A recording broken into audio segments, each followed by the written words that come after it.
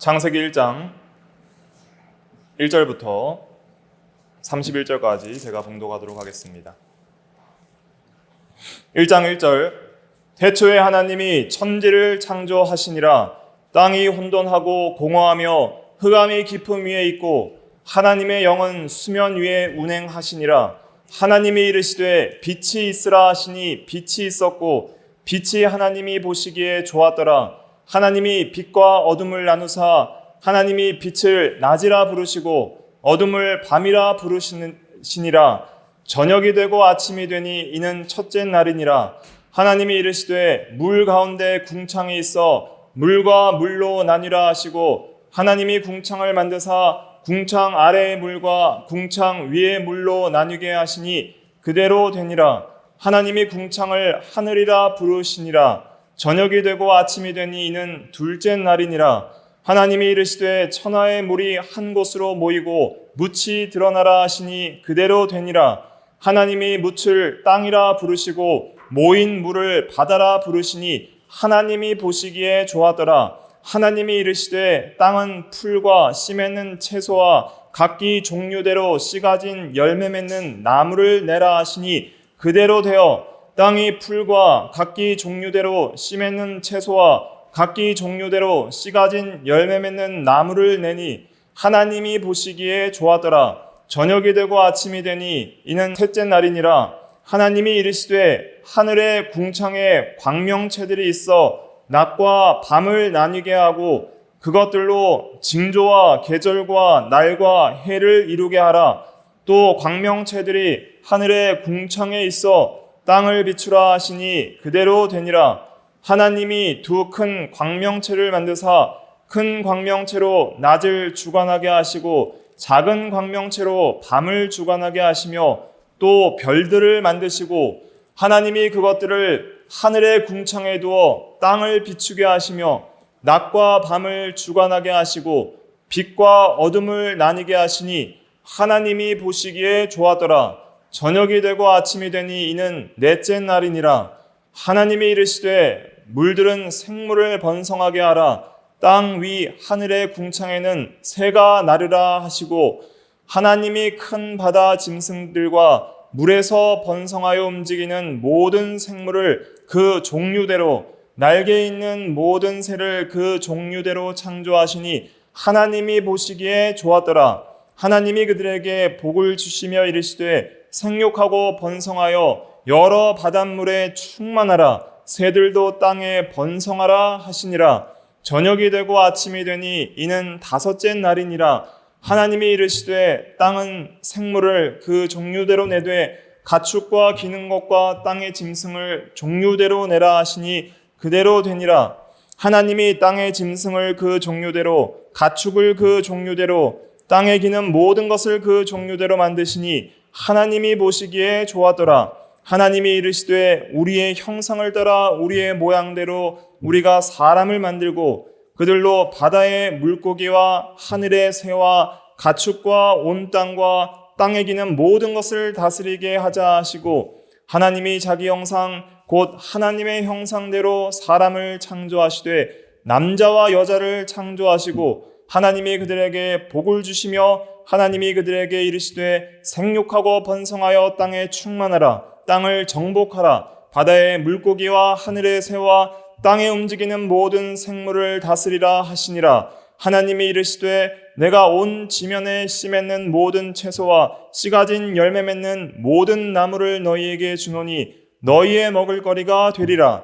또 땅의 모든 짐승과 하늘의 모든 새와 생명이 있어 땅에 기는 모든 것에게는 내가 모든 푸른 풀을 먹을거리로 주노라 하시니 그대로 되니라.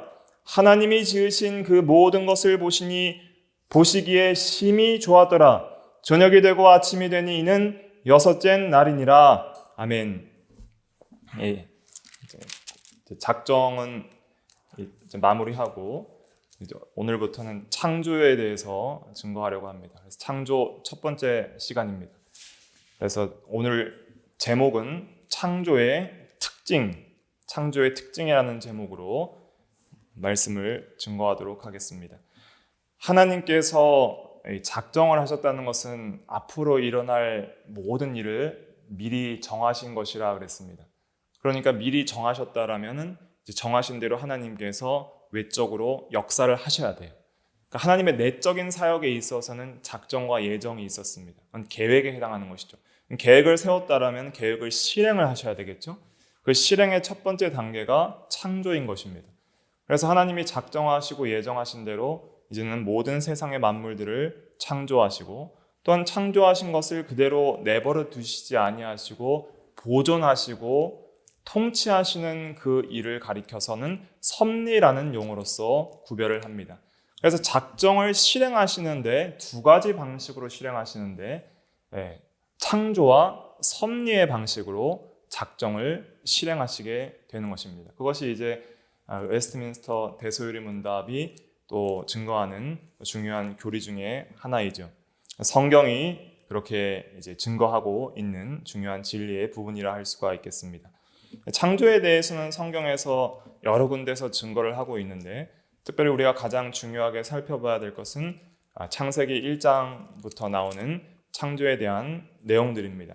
창조에 대해서 오늘은 좀 개관이라고 할 수가 있죠. 전체적인 큰 틀을 먼저 이해하기 위해서 창조의 특징이라는 그런 제목으로서 개관적으로 전체적인 창조의 그 의미와 또 창조 교리, 창조의 진리가 증거하는 중요한 핵심 사항들이 무엇인지를 몇 가지로 구분해서 제가 증거를 하도록 하겠습니다. 첫째는 창조는 누가 하셨는가? 누가 하셨냐면 삼위일체 하나님이 모두 창조하셨습니다. 그래서 사도신경에서는 하나님, 전능하사 천지를 창조하신 하나님 아버지를 내가 믿사오며 그렇게 하는데, 먼저는 하나님 아버지께 창조의 모든 주권을 돌리지만은 아버지만 창조하신 것이 아니라 성경은 성자와 성령께서도 함께 창조하셨다. 그래서 삼위일체 하나님이 모두 함께 역사하사 하신 것이 창조이고, 구원도 역시 마찬가지입니다. 그래서 이 성부에 대한 이야기는 고린도전서 8장 6절에 나옵니다. 고린도전서 8장 6절 한번 찾아볼까요? 성부와 성자에 대해서 다 나오고 있는데, 고린도전서 8장 6절 말씀, 신약 272페이지 고린도전서 8장 6절 말씀, 중요한 요절입니다. 같이 한번 읽어보겠습니다. 시작. 그러나 우리에게는 한 하나님 곧 아버지가 계시니 만물이 그에게서 났고 우리도 그를 위하여 있고, 또한 한 주 예수 그리스도께서 계시니 만물이 그로 말미암고 우리도 그로 말미암아 있느니라. 아멘. 그래서 아버지께서 만물을 지으셨다. 또 예수 그리스도로 말미암아 만물이 있게 되었다. 그래서 성부와 성자 모두에게 창조 사역을 돌리고 있습니다. 그래서 성자께서도 창조를 하셨다는 말씀들이 여러 구절에 나오는데, 특별히 우리가 잘 알고 있는 요한복음 1장에 보면 3절에 만물이 그로 말미암아 지은 바 되었으니 지은 것이 하나도 그가 없이는 된 것이 없느니라 그랬습니다. 그리고 히브리서 1장 2절에도 그로 말미암아, 여기서 그는 예수 그리스도를 가리키는데 그로 말미암아 모든 세계를 지으셨느니라 그랬습니다. 그럼 성령께서는 창조하셨다는 내용이 성경에 어디 나오냐면 창세기 1장 2절에 나오죠. 창세기 1장 2절 오늘 본문에 보면은 2절에 땅이 혼돈하고 공허하며 흑암이 깊음 위에 있고 하나님의 영은 수면 위에 운행하시니라 그랬습니다. 그래서 제가 전에도 여러 번 말씀을 드렸지만은 하나님의 영이 성령을 가리키는데, 수면 위에 운행하셨다는 것은 이 물 위에 이렇게 둥둥 떠다니셨다는 그런 의미가 아닙니다. 그래서 성령은 무소부재하시고 안 계신 곳이 없는, 장소성이 없는 편재하신 본질적으로 동등한 하나님이시기 때문에, 성부와 성자와 동등한 하나님이시기 때문에 왔다 갔다 하시는 분이 아닙니다. 성령은. 그래서 수면 위에 운행하셨다는 것은 성령께서 모든 창조 세계를 품으시고 실제적으로 창조의 실행을 성령께서 하셨다는 그런 의미입니다.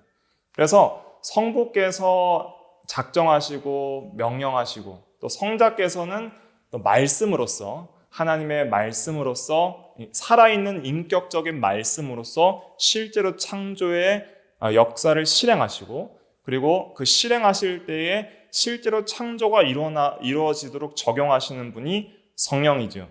그래서 성부와 성자와 성령의 이러한 위격적 사역의 구분은 보통은 성부가 계획하시고 또 성자가 실행하시고 성자가 실행하시고 성령께서 적용하시는 그러한 계획, 실행, 적용의 어떤 구별된 어떤 사역의 행위들이 있는데 그러나 이제 성삼위일체 하나님께서 동시에 모든 사역을 함께 하신다 이렇게 이해를 하시면 되겠습니다. 그래서 창조는 성부, 성자, 성령의 모든 사역이다. 이렇게 삼위일체 하나님의 창조이다. 이렇게 생각을 해야 됩니다. 두 번째는 무에서 모든 것을 창조했습니다. 이것이 굉장히 중요합니다. 아무것도 없는 상태에서 새로운 것을 만들어낸 것이 창조입니다. 그래서 태초에 이렇게 말을 했잖아요. 태초라는 것은 모든 만물에는 시작이 있다는 것이에요. 근데 사실 이것을 부인하는 철학자들이 굉장히 많이 있었습니다. 과거에 아리스토텔레스나 플라톤 같은 경우에도 예전부터 존재하고 있던 선재하는 이전부터 존재하고 있던 어떤 물질들이 있다고 그렇게 가정을 했었던 것이죠. 그러나 태초라는 것은 창조 이전에는 어떠한 물질이나 피조물도 없었다는 것을 증거하고 있는 것입니다. 오직 하나님 한 분만 계신 때가 있었다는 거예요. 하나님은 영원하시기 때문에 시간과 장소성이 없어요. 그래서 하나님이 영원하시다는 개념은 시간의 지속의 개념으로 절대로 이해하시면 안 됩니다. 하나님이 영원하신 것은 절대 우리가 생각하는 개념으로서 시간이 영원토록 지속된다는 개념으로서 하나님이 영원하신 것이라고 성경에서 표현하는 것이 아니라 하나님의 영원성은 시간을 초월하신다는 의미입니다. 하나님께는 시간적인 어떤 지속이나 연속이 없다는 거예요. 그러니까 영원 전 세계에는 어떤 시간이 있었어요? 없었어요? 없었습니다. 공간이 있었어요? 없었어요? 없었습니다. 그러니까 하나님께서 창조를 시작하실 때 비로소 시간과 공간이라는 그런 물질 세계와 또 영적인 세계들이 생긴 거예요. 그러니까 이 세상이 존재하기 전에는 아무것도 없었다. 하나님 외에는 아무것도 존재하지 않았다. 그것을 먼저 우리가 생각을 해야 됩니다. 그리고 창조라는 개념은 본질적으로 아무것도 없는 상태에서 무언가를 만든 것입니다. 무로부터의 창조인 것이죠. 그렇기 때문에 우리 인간은 엄밀한 의미에서 창조를 할 수 있어요? 없어요? 없습니다. 인간은 어떤 이미 창조된 피조물을 가지고 새롭게 뭐 하는 거예요? 제작할 뿐이죠. 그래서 인간이 무엇을 만드는 것은 창조가 아니라 제작, 만드는 것이고 하나님께서 하신 창조는 아무것도 없는 데서 무로부터 어떤 것들이 있게 하신 것입니다. 그래서 하나님은 없는 것을 있는 것으로 부르시는 분이에요. 그래서 말씀으로 명령하실 때 빛이 없었는데 없는 것을 있는 걸로 부르시는 거예요. 빛이 있으라 하시니까 빛이 있게 되는 거예요. 그래서 하나님은 무로부터 모든 것을 창조하셨다.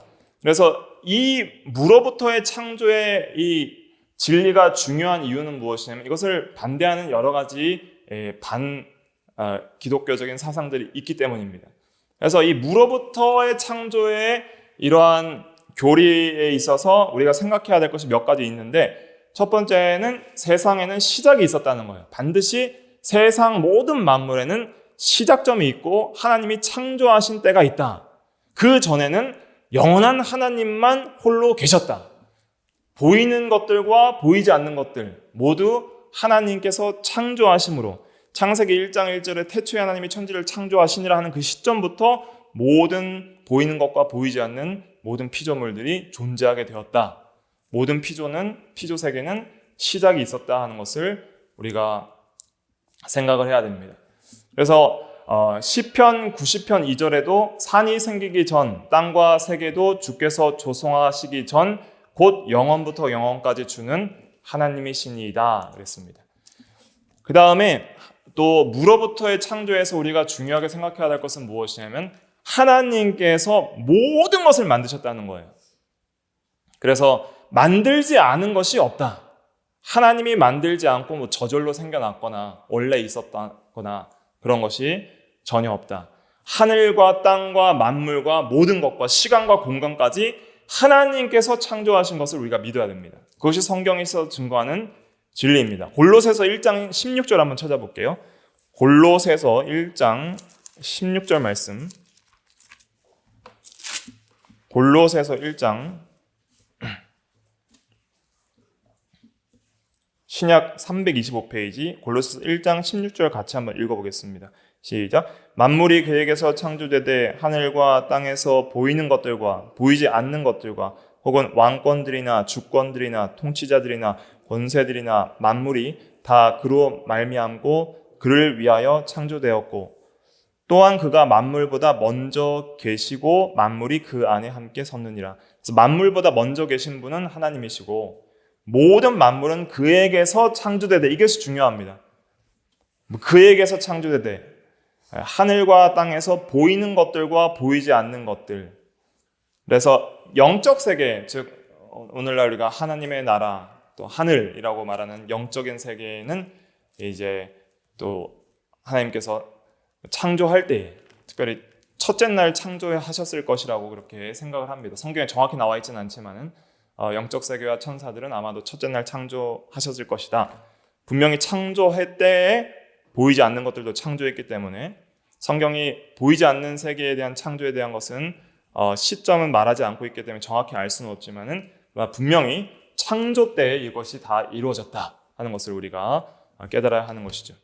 그리고 또 한 가지 무로부터의 창조에서 또 중요하게 생각해야 될 것은 무엇이냐면 어떤 신비주의자들은 어떻게 생각을 하냐면은 하나님의 어떤 그 본질에서부터 하나님이 이렇게 계시면 하나님의 본질에서부터 어떤 것들이 유출되어서 본질의 일부분이 유출되어서 창조되었다라고 주장하는 그러한 주장이 있어요. 그것을 범신론이라고 합니다.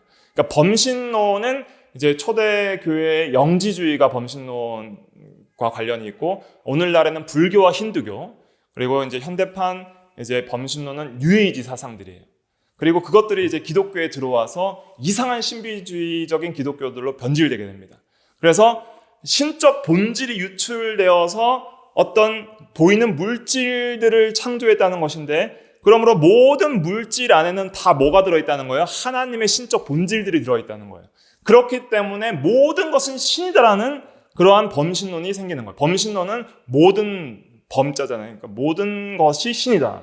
그러니까 너도 신이고 나도 신이기 때문에 우리가 구원받는 것은 나의 안에 있는 신적 본질을 이 육체의 껍데기로부터 해방시키는 것. 그래서 그러한 일들을 하기 위해서 여러 가지 고행이나 여러 가지 어떤 수행들을 함으로써 실제적으로 이제는 우리 안에 있는 신적 본질이 원래 유출되었던 그러한 신적 본질과 신일합일하는 것이 구원으로 보는 거예요. 그렇기 때문에 이상한 어떤 이제 이 기도를 하는데 관상기도와 같은 그러한 기도들이 들어와 있고 또 여러 가지 신비 체험을 통해서 막 신비한 어떤 경험들을 통해서 하나님을 막 신접하는 것처럼 무당 굿하듯이 그렇게 신접하는 모든 그런 행위들이 결국은 어떤 범신론적인 그러한 잘못된 신비주의 사상들이 영향을 주는 것이다. 그렇게 우리가 생각을 할 수가 있는 것입니다. 그러니까 무로부터 창조했다는 것은 절대 하나님으로부터 어떤 것들이 유출되었다는 것이 아니라 하나님은 하나님이고 피조물은 피조물이고 구별된다는 것을 확실하게 생각을 해야 됩니다. 모든 피조된 것들은 하나님의 피조물들이고 하나님의 종이에요. 절대 하나님의 본질로부터 어떤 것들이 유출되어서 그렇게 나온 것들이 아닙니다. 그래서 불교에서 막 고행을 하고 돌을 닦는 이유들이 다 그렇게 자기 안에 있는 어떤 신적 그런 본질들이 하나님과 합일하기 위해서 그 사람들이 말하는 신이라는 존재는 우리가 믿는 성경적인 어떤 인격적 하나님이 아니라 어떤 비인격적 어떤 신적 어떤 본질이에요. 대령이라고도 하고 그냥 일자라고도 하고 그렇게 이제 표현을 하는데 그러한 본질과 합일하려고 합니다.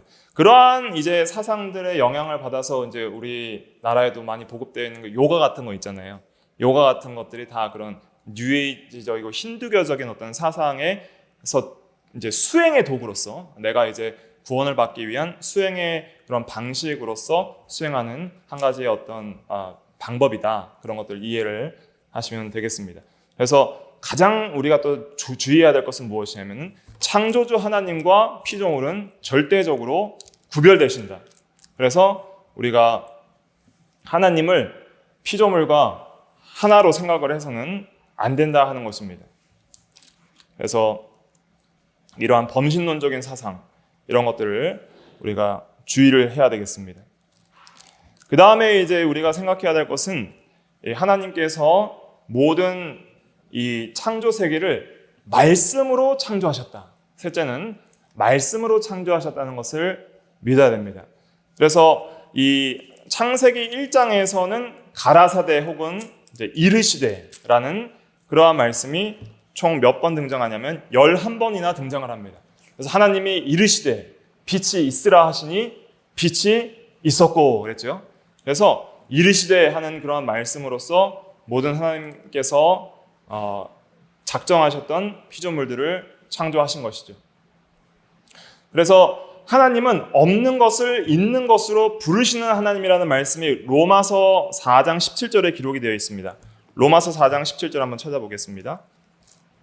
사도행전 다음에 로마서 4장 17절. 신약성경 243페이지 로마서 4장 17절 같이 읽어보겠습니다. 시작.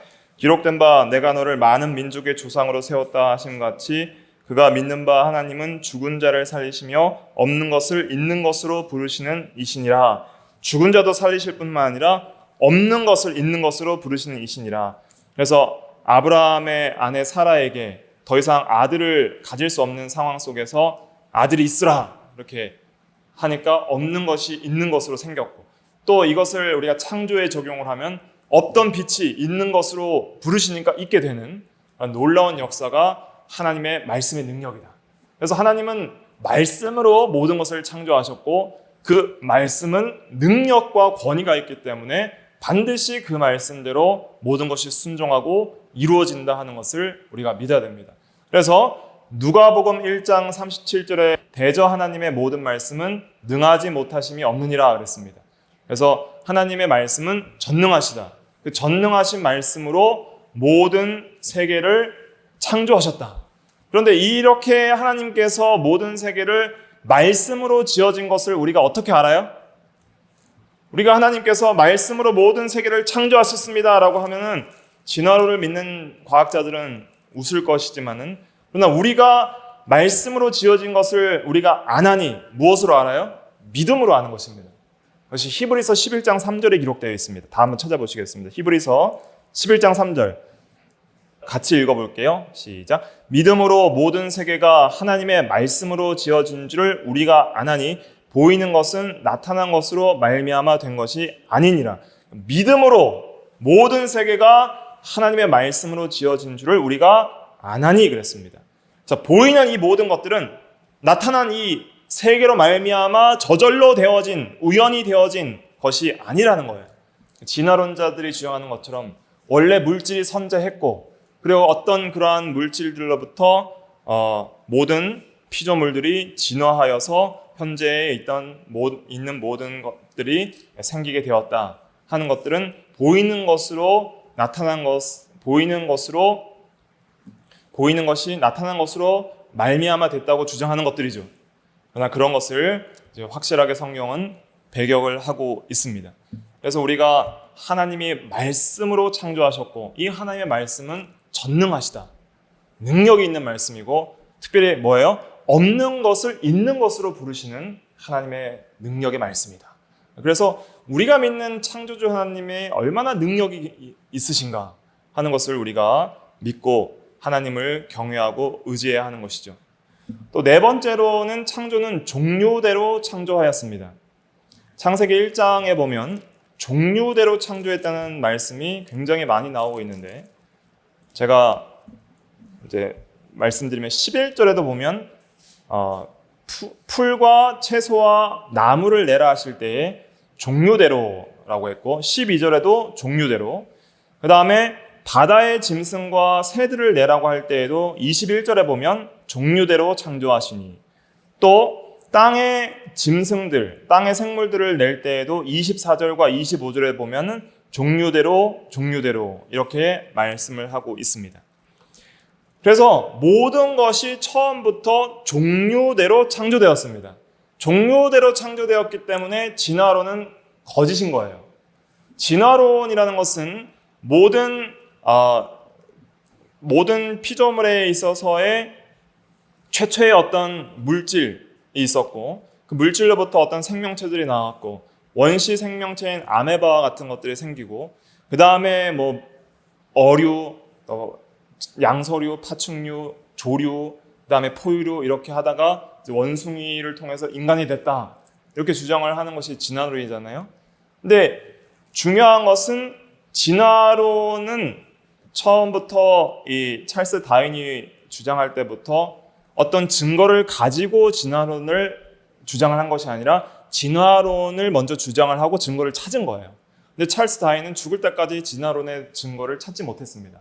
그리고 현재에도 이 소위 대진화라고 하는 그 진화의 증거는 아무도 찾지를 못했어요. 대진화라는 것은 무엇이냐면 종과 종을 뛰어넘는 진화를 가리킵니다. 그러니까 우리는 소진화는 성경적인 거예요. 그래서 개가 이제 다른 개와 이렇게 교배를 하면은 잡종 개들이 나오잖아요. 그리고 인류도 백인, 흑인, 황인이 있고 또 혼혈들이 있잖아요. 그러한 이제 같은 종 안에서의 다양성은 하나님께서 유전학적으로 이렇게 내신 것이고, 그러나 종에서 종을 뛰어넘는, 소위 원숭이에서 사람이 되거나 아니 물고기에서 개구리가 되거나 그러한 종에서 종을 뛰어넘는 그 진화를 대진화라 그래요. 그리고 종 안에서의 어떤 변화를 소진화라 그러는데, 그 소진화는 성경적인 것이고 종에서 종을 뛰어넘는 종류가 바뀌는 것은 대진화인 거예요. 그렇기 때문에 이러한 대진화의 증거는 화석적으로도 아무것도 없습니다. 옛날에 우리가 잘못 배운 것 중에 하나가 무엇이냐면 시조새 화석인데, 시조새 화석은 시조새 학회에서 그것은 거짓이라고 밝혀졌어요. 그러니까 실제적으로 지금 현대 과학자들이, 진화론자들이 주장하는 것 중에 화석에 대한 그런 것들을 통해서 진화를 연구하는 것은 그것은 신빙성이 없다고 그렇게 얘기를 하고 있을 정도로 이미 진화론이 점점 더 거짓이라는 것이 밝혀지고, 또 DNA를 연구하고 여러 가지 유전학을 연구할수록 창조에 대한 증거들이 많이 나오고 있지만은 왜 끝까지 사람들이 진화를 주장하냐면 창조를 반박할 수 있는 유일한 가설이 진화밖에 없는 거예요. 창조를 반박하려면 창조가 안 됐다 그렇게 말할 수밖에 없는 거예요.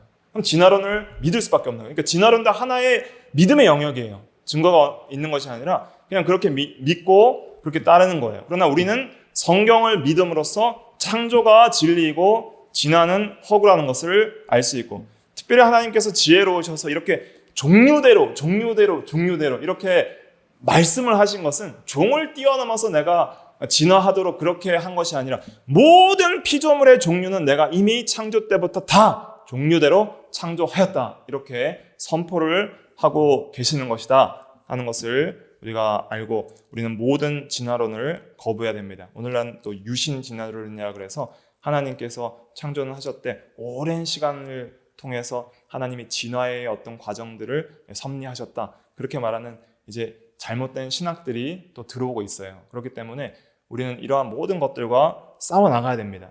그런데 이 진화론을 단순하게 생각하시면 안 됩니다. 진화론은 모든 세상의 근본을 물질로 보는 사상이에요. 그래서 유물 사상인데 하나님이나 영적 존재를 다 배격하고 모든 것이 물질 중심으로 생각을 하는 거예요. 물질에서 모든 것이 파생이 된 거예요. 그렇다면은 우연하게 생긴 거잖아요. 우연하게 고기가 생기고 양서류가 생기고 원숭이가 우연하게 생겨서 우연하게 사람이 생긴 거예요. 그 사람들 주장으로 인하면. 그러면 창조의 질서가 없어요. 진화론에는. 창조자가 없고 창조의 법이 없고 창조의 질서가 없어요. 그렇기 때문에 진화론을 믿게 되면 여러 가지 윤리 도덕적 타락이 이어지는데, 물고기를 죽이는 것과 사람을 죽이는 것은 동일한 거예요, 안 동일한 거예요? 진화론자의 입장에서는 동일한 거예요. 그러니까 그러한 유물론적인 사상을 가지고 생각을 하게 되면 사람 죽이고 전 세계 사람들을 마음대로 학살하는 것들을, 그것은 아무런 양심의 가책과 법적 제재가 없는 거예요. 그러니까 약육강식, 적자 생존의 법칙으로서 강한 자가 살아남고 약한 자가 도태되는 그것이 진화의 어떤 원리이기 때문에 그러한 것들을 통해서 우월한 인종들은 살아남고 열등한 인종들은 멸하는 것이 그들의 도덕관념 속에서는 합당한 것이죠. 그렇기 때문에 그러한 진화론적인 사상들을 받아들이게 되면 전체적인 창조에 대한 법과 질서가 다 파괴됩니다. 그렇기 때문에 우리는 이러한 잘못된 반기독교적인 사상들에 대한 명령력을 가지고 또 이런 것들을 우리가 적극적으로 반대하고 학교에서 아이들이 배우고 또 이 사회에서 배운다고 해도 그러한 것들을 우리가 비판적인 시각을 가지고 우리가 하나님의 진리를 세워나갈 그러한 의무가 우리에게 있음을 기억을 해야 하는 것이죠. 또 다섯 번째 이제 창조의 특징은 무엇이냐면 6일 동안 창조하셨습니다. 6일 창조를 믿지 않는 사람들이 오늘날 기독교에 많이 있습니다. 개혁파 진영 내에서도 있어요. 그러니까 6일 창조라는 것은 무엇이냐면은 24시간을 하루로 하는 6일을 말합니다. 24시간을 하루로 하는 6일 동안 창조하시고 제7일에는 쉬셨다는 거예요. 그래서 6일 동안 하나님께서 천지 만물을 창조하셨는데 이것을 믿지 않는 사람들은 이 날에 대한 그런 개념을 이제 한 24시간으로 보지 않는 사람들이 있어요. 그래서 날을 어떤 시대로 보는 거예요. 그래서 첫째 날이니라 할 때 날이라는 그 단어가 히브리어로는 요미인데 그 요미 꼭 하루만을 의미하지 않고 어떤 불분명한 긴 시간을 의미하는 그런 용어로도 쓰이기도 하거든요. 그렇기 때문에 이 날은 24시간의 한 날이 아니라 긴 시간이다. 그래서 이런 날시대 이론이라 그래요. 날을 시대로 보는 이론, 날시대 이론을 통해서 긴 시간 동안 하나님께서 어떠한 창조의 사역을 하셨고 또 거기에 이제 또 진화적인 것들도 이제 하나님께서 허락하셔서 모든 이 창조의 일들이 이루어졌다 이렇게 주장하는 사람들이 있습니다. 그래서 우리는 그것들을 다 배격을 해야 됩니다. 그것이 만약에 나를 24시간으로 보지 않으면은 우리가 창조의 질서들이 무너지게 되는 거예요. 그리고 일곱째 날 안식하고 또 7일간을 일주일의 어떤 기간으로 구분해 주신 것은 창조의 원리에서 나오는 겁니다. 그러니까 다른 태양과 달의 어떤 주기로 인해서 오고 년도, 지구가 공전하는 주기를 통해서 해와 달이 이제 우리가 그런 것들이 우리가 알게 되잖아요. 근데 일주일이라는 개념은 하나님께서 창조하신 개념이에요. 그러니까 일주일이라는 어떤 시간 단위는 어떤 천문학에서 오는 것이 아니에요. 그런 것들에서 우리가 찾을 수 있는 것이 아니라 하나님께서 창조하신 질서에 있는 것입니다. 그래서 우리가 일주일을 구분해서 지키고 또 일주일 중에 첫날인 하루를 또 예배의 날로 지키는 것이죠. 그리고 또 한 가지 또 이 6일 창조를 반대하는 그런 또 중요한 가설은 이제 구성적 관점이라 그러는데 이것을 간단하게 설명드리면 이 첫째 날부터 여섯째 날까지 이것이 굉장히 좀 체계적으로 돼 있어요. 그러니까 첫째 날 뭐 창조하셨죠? 빛을 창조하셨죠. 근데 첫째 날부터 셋째 날 그리고 넷째 날부터 여섯째 날이 굉장히 이렇게 연결이 되어 있습니다. 그러니까 첫째 날과 넷째 날이 연결되어 있고 둘째 날과 다섯째 날이 연결되어 있고 셋째 날과 여섯째 날이 연결이 되어 있어요. 그러니까 빛을 창조하셨는데 첫째 날, 그럼 넷째 날 뭐 창조하셨죠? 해와 달과 별을 창조하셨습니다. 그러니까 빛을 창조하셨는데 그 빛이 낼 수 있는 광명체들을 넷째 날 창조하시게 돼요. 그 다음에 둘째 날은 뭘 창조하시죠? 궁창을 창조하셨습니다. 궁창은 하늘, 궁, 풀을 창입니다. 그러니까 궁창을 가리켜서 하나님께서 뭐라고 일컬었다 하셨죠? 하늘이라고 했죠. 그러니까 둘째 날은 하늘을 창조하셨어요. 하늘이라는 것은 뭐냐면 첫째 날은 빛만 창조했다고 나와 있는데 우리가 첫째 날 빛뿐만 아니라 흙이나 물 이런 것들도 다 창조하셨다고 봐야 됩니다. 그렇기 때문에 둘째 날은 물과 물을 나누게 되는 그 일을 하시는 거예요. 그래서 물을 다 창조하셨는데 첫째 날, 그 다음에 둘째 날은 이게 공허하고 이게 질서가 안 잡혀 있는 상태에 있었어요. 그래서 물과 흙이 뒤섞여 있는 그러한 이제 창조가 이렇게 정교하게 질서가 안 잡힌 상태로 있었는데 이제 둘째 날 뭐를 하시기 시작하냐면 질서를 잡으시는 거예요. 그래서 물을 아랫물과 윗물이 나뉘게 하라 이렇게 말씀하시거든요. 그래서 위에도 물이 있게 되고 아래도 물이 있게 돼요. 그러니까 위에 있는 물이 뭐예요? 구름이죠. 아래에 있는 물은 뭐예요? 이제는 바다가 되는 것이죠. 그러면은 물과 물 사이에는 뭐가 생기는 거예요? 공간이 생깁니다. 그 공간을 뭐라고 하냐면 궁창이라고 하는 거예요. 그걸 하늘이라고 그러는 거예요.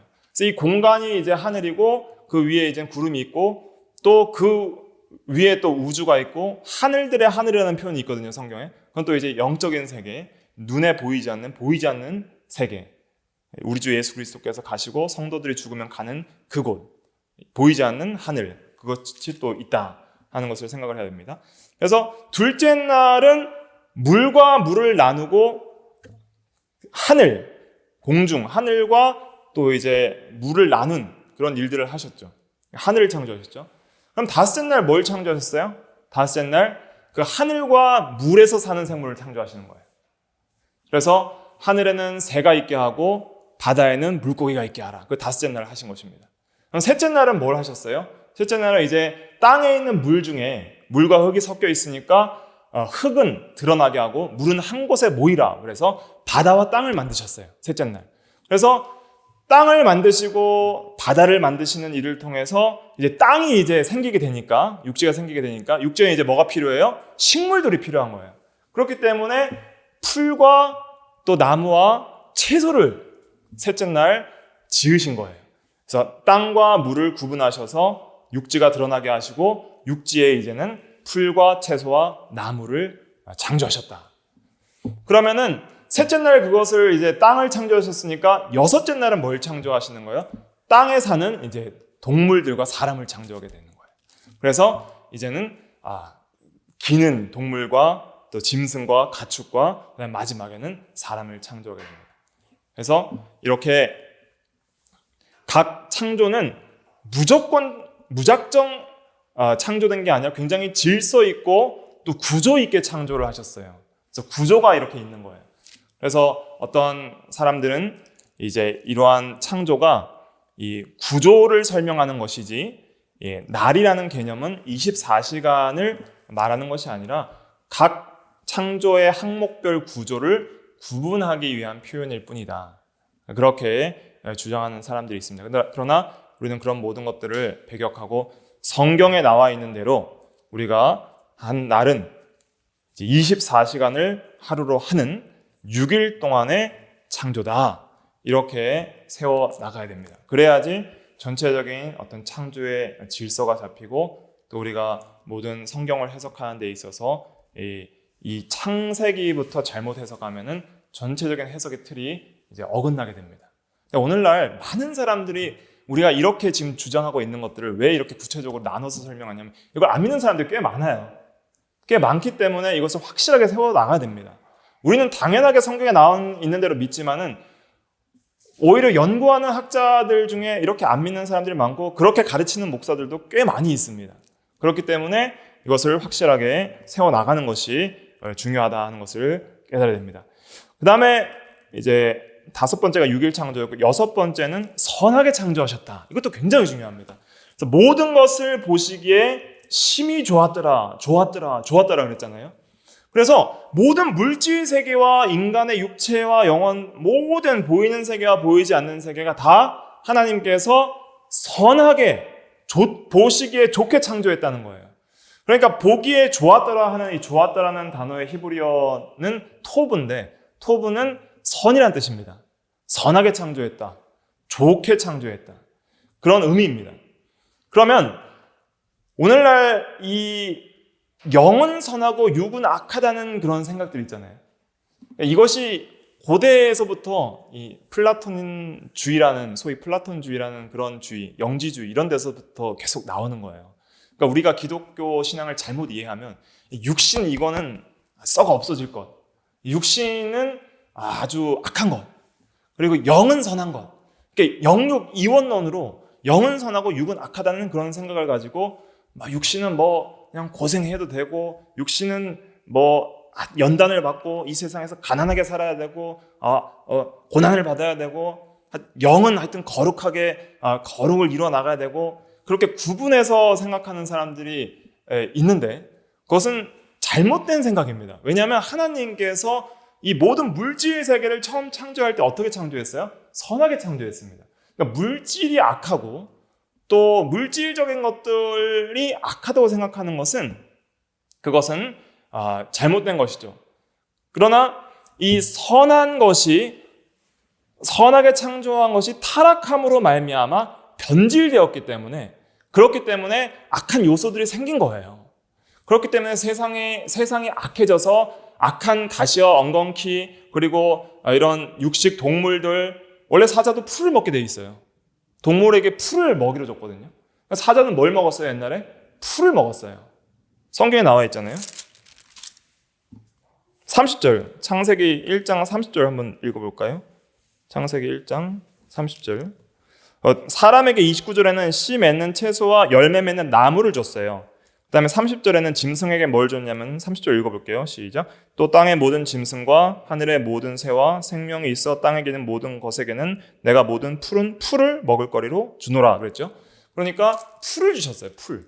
그런데 이제 악한 동물들이 생기고 물고 찢고 하는 것들은 다 타락으로 인해서 그러니까 처음 선하게 창조됐는데 타락이라는 건 뭐예요? 선한 위치에서 떨어졌다는 것이에요. 타락은 떨어졌다는 뜻이니까 떨어짐으로 인해서 여러 가지 세상에 악함이 들어왔고 인간도 악한 본성들, 마음이 악해진 전적으로 타락하고 부패한 그러한 성품이 된 것이죠. 그래서 육체 중심이 되었다. 그러니까 마음과 생각하는 모든 행위들이 육체 중심적으로만 생각하고 영적인 생각은 하지 않고 하나님과 하나님의 나라 중심의 생각은 하지 않고 육체 중심으로 생각하기 때문에 모든 추구하는 것이 육적인 거예요. 물질, 쾌락, 영광 이런 것들만 추구를 하니까 그 육적인 그러한 성품이 잘못된 것이고 타락한 것이지 육체, 이 물질적인 육체 자체는 선하고 악하고 그런 게 아니에요. 그러니까 우리가 이제는 만약에 이 육체가 악하다 그러면은 예수님이 부활하신 것도 악한 거예요. 그리고 우리가 부활할 것도 악한 게 되는 거예요. 그러니까 우리는 육신이 부활할 걸 믿잖아요. 몸이 부활할 것을 믿사오며 이것은 굉장히 중요한 신앙 고백인데 이 몸에 대한 부활을 믿지 않고 예수님의 육체적 부활을 믿지 않는 그러한 사상들이 이제 영지주의로부터 이어지는 또 범신론과 이어지는 그러한 것들이기 때문에 이러한 것들을 우리가 배격을 해야 됩니다. 그래서 영은 선하고 육은 무조건 악하다. 이런 것은 잘못된 것입니다. 그러나 우리에게 있어서 구원에 있어서 순서가 있어요. 우리가 이 세상에서 영혼 구원이 먼저예요? 육체 구원이 먼저예요? 영혼 구원이 먼저입니다. 그러니까 우리의 모든 구원은 영육 전체의 구원이에요. 육은 구원이 없다고 말하면 안 돼요. 부활 때의 구원이 완성이 되기 때문에 육체의 구원은 장래의 일이에요. 그러니까 오늘날 현세에 있어서는 영원 구원이 먼저고 육체는 한 번은 죽는 게 정해진 거예요. 그렇기 때문에 육신적인 것이 안 중요하고 악한 것이 아니라 덜 중요한 것이죠. 이해가 되십니까? 그러니까 우리가 육신이 안 중요한 게 아니라 육신도 중요하지만 더 중요한 영원 구원에 초점을 맞춰서 육신적인 것도 사용하고 추구해야 되고 영적인 구원에 이바지할 수 있도록 육신적인 삶을 살아가야 함이 마땅한 것이죠. 그러나 육체를 함부로 대하거나 육체를 악하게 생각하는 것들은 잘못된 것이다. 그리고 영혼 구원을 이루어 나가는 것이 또한 육체의 구원을 이루어 나가는 것과 같다. 그래서 우리가 영혼 구원을 이 세상에 잘 이루어 나가는 만큼 부활체의 영광이 어떻게 돼요? 더해지는 거예요. 그러니까 해의 영광이 다르고 달의 영광이 다르고 별과 별의 영광이 다르다 그랬잖아요. 고린도전서 15장에. 그러니까 우리가 그리스도의 형상을 우리의 영혼이 잘 닮아간 만큼 향후 육체의 구원도 같이 가는 거예요. 그렇기 때문에 그렇구나. 오늘날 우리가 이 육신적인 한 번 죽는 이 육신적인 몸을 아끼고 한다고 해서 육체의 구원을 이루는 것이 아니고 영혼 구원을 잘 이뤄 나가면은 육체의 구원도 내세에 잘 이루어 나가게 되는 것이구나. 하는 것을 깨닫게 되시죠. 근데 오늘날은 기복주의적인 신앙은 뭐예요? 영혼이 잘 되면 육체도 잘 돼야 된다. 육체도 잘 돼야 된다 하는 것도 문제고, 또 영혼만 중요하기 때문에 육체는 함부로 해야 된다. 함부로 해도 된다 하는 것도 문제예요. 그러니까 우리가 하나님께서 창조하신 모든 것이 선하게 창조되었는데 타락해서 많이 망가져 있지만은, 그러나 여전히 육체적인 부분도 우리가 중요하다. 그래서 육체의 연습은 약간의 유익이 있으나 경건은 범사에 유익하며 금생과 내생의 생명의 약속이 있느니라, 이렇게 말씀을 한 거죠. 그렇기 때문에 이런 것을 우리가 잘 구분해서 우리가 영혼의 구원과 영적인 구원을 잘 이뤄나가되, 육체도 지혜롭게 사용해야 할 것이다.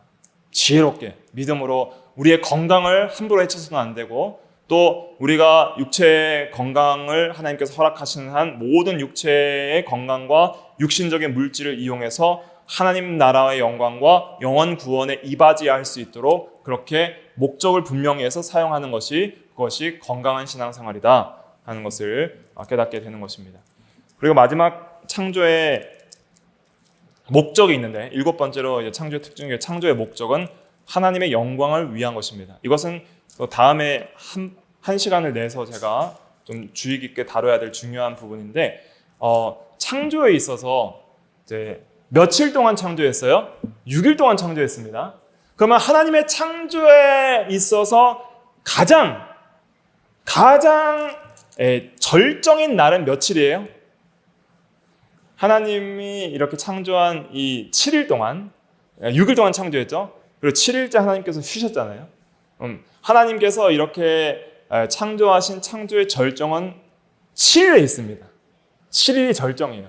그러니까 6일 동안 다 창조하시고 아마 저녁 다 될 쯤에 인간을 창조하셨을 거예요. 물론 하나님은 한 번에 창조하시니까 시간적인 구분을 우리가 확실히 알 수 없지만, 가장 마지막에 인간을 창조하시고 그 다음에 이제 하나님께서 7일째 쉬셨습니다. 7일째 쉬셨다는 것이 정말 중요한데, 7일째 쉬시면서 뭘 하셨을까요? 모든 피조물과 인간들을 통해서 예배를 받으시는 거예요. 그러니까 7일은 예배의 날입니다. 그래서 모든 피조물과 궁창과 하늘과 땅의 모든 피조물과 하늘의 천군과 천사들이 다 하나님께 찬양과 영광을 돌리고, 아담도 찬양을 하면서 살아계신 하나님께 모든 영광과 존귀와 찬양을 드립니다 하고 그렇게 찬양하는 그 일들을 이제 한 거예요.